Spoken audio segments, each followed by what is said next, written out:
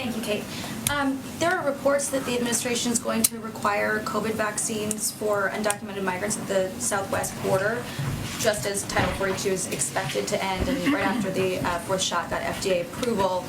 You just highlighted the impacts of not having enough COVID funding when it comes to paying for shots for the uninsured and sending shipments of treatments to states. So why would the administration give out free vaccines to undocumented migrants but not to, for instance, uninsured Americans? Well, to be clear, we have the supply that we need in this moment to vaccinate Americans here in this country. I don't want to conflate those two things because I think that's not an accurate representation of what I said.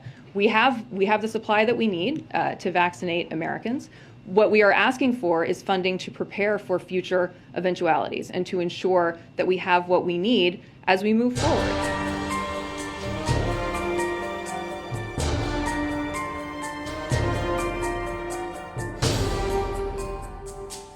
Now, on your question about the border, this is nothing new. The effort to vaccinate migrants in our care and custody has been ongoing for months.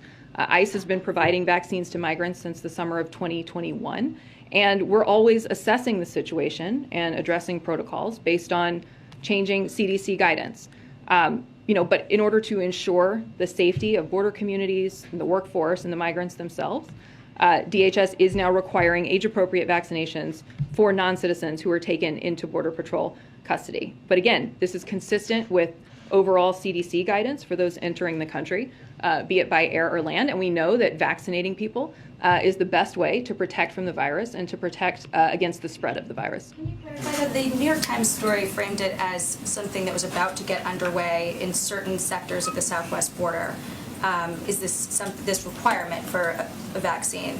Is that accurate? Is that something that is going to take place? Because, and the reason I ask is, if you're talking about future supply, and this is a future effort, how are those two things not sort of in conflict? Well, as I said, it is actually nothing new. I mean, we have been vaccinating migrants in our care and custody for many, many months. So ICE, as I said, has been providing vaccines to migrants since the summer of 2021. So this is not anything new, as we know that this is, again, the best way to protect people from the virus and to prevent the spread of the virus is to ensure that they're vaccinated. Title 42 is about to end then? I have no announcement that I can make on Title 42. Have you noticed that as everything around you seems to decline, one thing still grows? It is the power of your rulers. None of their plans and directives have solved your problems or made your life better. The only result has been their increased control over you at the cost of your freedom. Do you know why? You gave them the power.